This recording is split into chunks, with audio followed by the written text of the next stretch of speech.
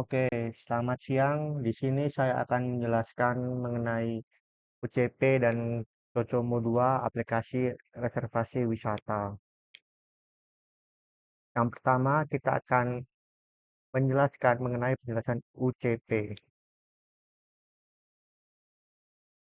Yang pertama, daftar use case utama, yaitu untuk menghitung estimasi effort.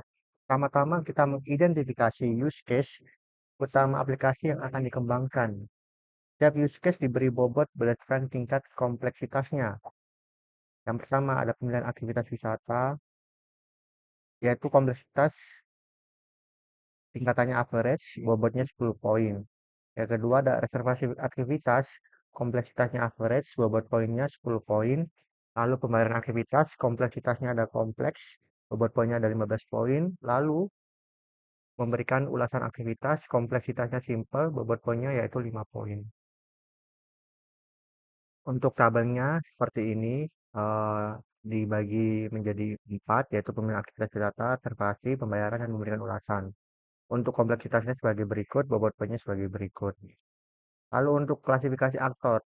Dalam sistem ini, kita juga mengidentifikasi aktor yang berinteraksi dengan aplikasi. Setiap aktor diberikan bobot sesuai dengan tingkat kompleksitasnya, kompleksitas interaksinya.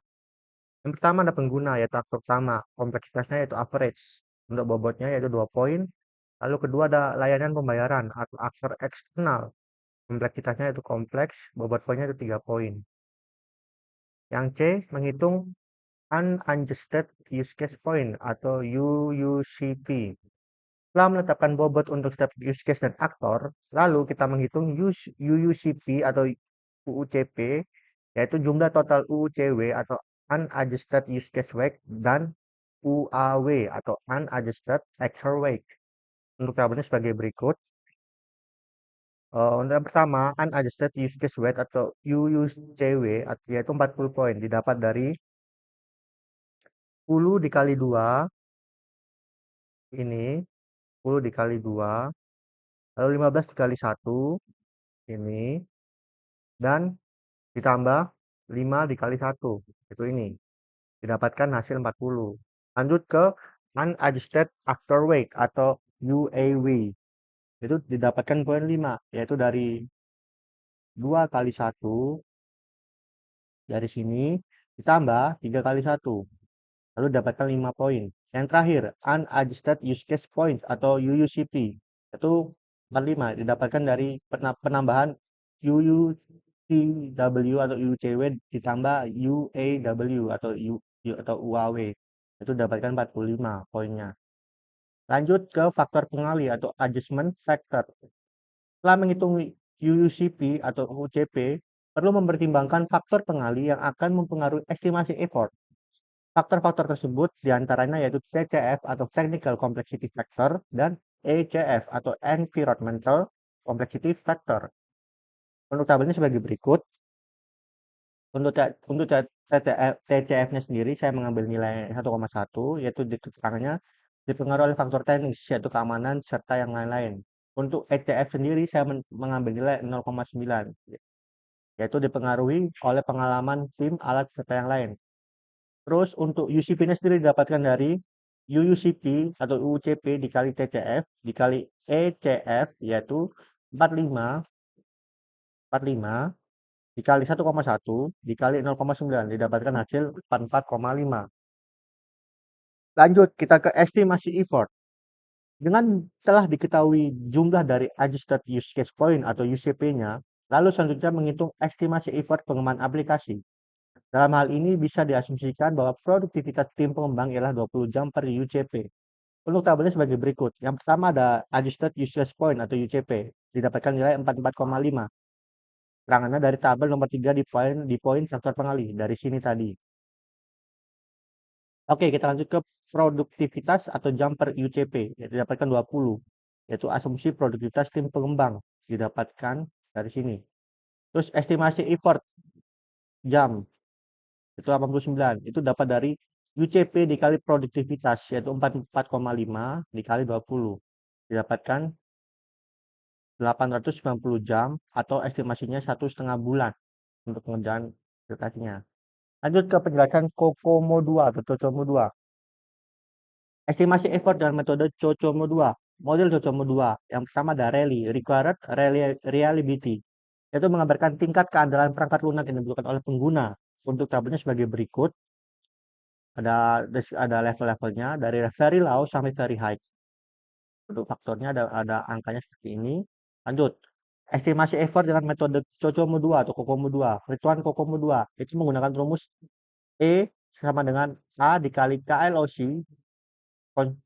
di pangkat B dikali EM. Di mana E atau effort itu merupakan estimasi jumlah sumber daya kerja yang dibutuhkan untuk menyelesaikan proyek. Biasanya diukur dalam person months atau PM. Yang kedua ada A atau konstan, yaitu konstanta dasar yang biasanya memiliki nilai default sekitar 2,94, 2,94 untuk model pengembangan modern. Itu dapat bervariasi tergantung pada organisasi atau domain. Yang ketiga ada KLOC atau Kilo Lines of Code, merupakan jumlah baris kode dalam ribuan baris.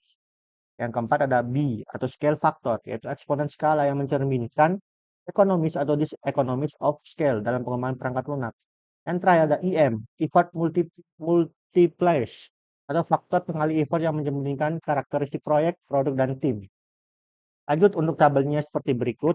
A didapatkan nilai 2,94, KLC 20, B 1,168, IF 0,967725, dan E 80,74 sekian. Untuk menentukan nilai B, untuk rumus B-nya sendiri dari 0,91 dikali 0,01 dikali SF, yaitu sama dengan 1,168. Untuk menentukan SF-nya, itu didapatkan eh, sebagai berikut. Dari penjumlahan ini semua dapatkan 0,668. Untuk menentukan IM, rumus IM yaitu rally dikali data dikali CPLX dikali time dikali pivot dikali SECD dikali acap dikali tim. Didapatkan hasil 0,967725. Ini tabelnya sebagai berikut. Nah, angka-angka ini akan saya jelaskan di akhir. Mengapa kok ada 1,5 dan sebagainya. Lalu untuk menentukan konstanta A ada 3, itu organik, semi detached, dan embedded. Kita ambil yang semi detached atau yang tengah-tengah. Untuk rumusnya sendiri tadi, E sama dengan A kali KLOC dipangkatkan B dikali IM, yaitu 2,94 dikali 20 dipangkatkan 1,18 dikali 0,96. Didapatkan hasil 80,74 person per month. Atau estimasi pengerjaannya sekitar 6-7 tahun untuk proses pengerjaannya. Oke, untuk penjelasannya tadi, skala model COCOMO 2 untuk yang di sini tadi di tabel ini saya akan menjelaskan di halaman berikut. Oke, yang pertama kita akan menjelaskan rally atau required reliability, yaitu menggambarkan tingkat keandalan perangkat lunak yang dibutuhkan oleh pengguna. Yang kedua ada time atau execution time constraint, yaitu mengukur tingkat pembatasan waktu eksekusi yang harus dipenuhi oleh perangkat lunak. Yang ketiga ada data atau data size, yaitu mengukur ukuran data yang digunakan dalam sistem dalam kaitannya dengan jumlah data yang akan diproses. Yang keempat ada CPLX atau Product Complexity, yaitu mengukur tingkat kompleksitas produk perangkat lunak termasuk aspek fungsional, antarmuka, serta pengelolaan data. Kelima ada PVOL atau Platform Volatility, yaitu mengukur tingkat perubahan pada platform perangkat lunak selama pengembangan. SCED atau Required Development Schedule, yaitu mengukur tingkat percepatan jadwal pengembangan yang diminta dibandingkan dengan jadwal normal. Yaitu ketujuh ada atau ACAP, Analysis Capability, yaitu mengukur kemampuan tim analis yang bekerja pada proyek. Yang kedelapan ada tim atau tim cohesion, yaitu untuk effort multiplies, atau IM mengukur tingkat kerjasama, komunikasi, dan efisien tim pengembang. Lanjut ke faktor scale factors atau FF. Yang pertama ada PREC atau precedent tense. Itu mengukur sejauh mana proyek serupa telah dilakukan sebelumnya dan pengalaman yang dimiliki. Yang kedua ada flex atau development flexibility. Itu mengukur sejauh mana persyaratan dapat diubah selama siklus pengembangan. Yang ketiga ada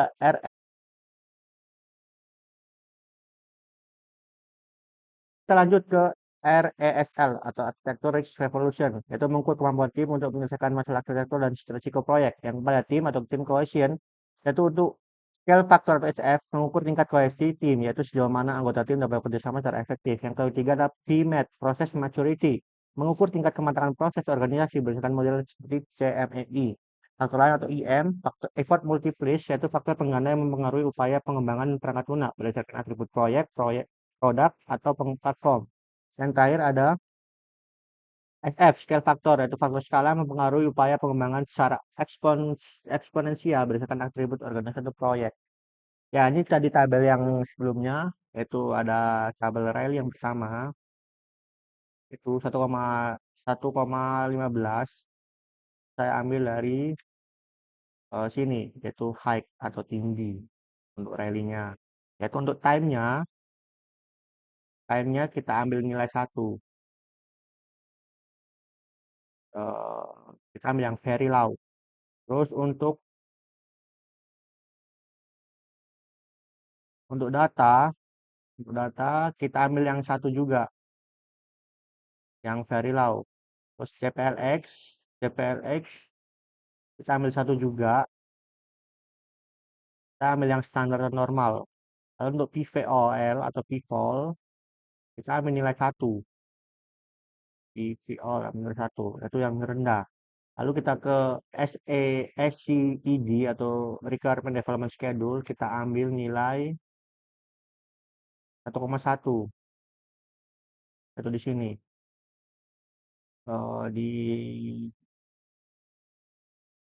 Di low atau rendah. Atau acapnya kita ambil nilai 0,85. Acap 0,85 kita ambil yang di high atau tinggi. Untuk yang tim pertama itu menentukan SF.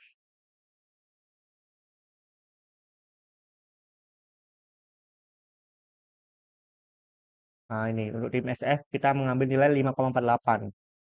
Tim SF kita ambil 5,48 karena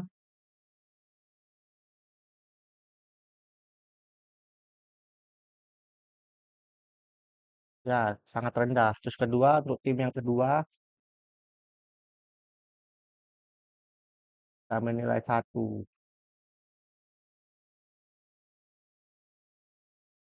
Nah, sangat rendah. Oke, kita lanjut ke track atau precedent sense. Itu tracknya kita ambil nilai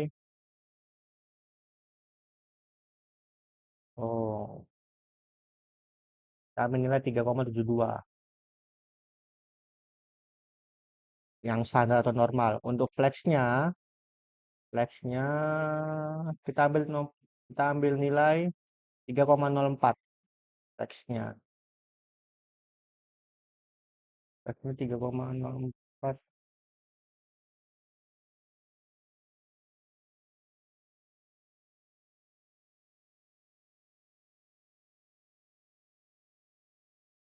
Untuk RSL-nya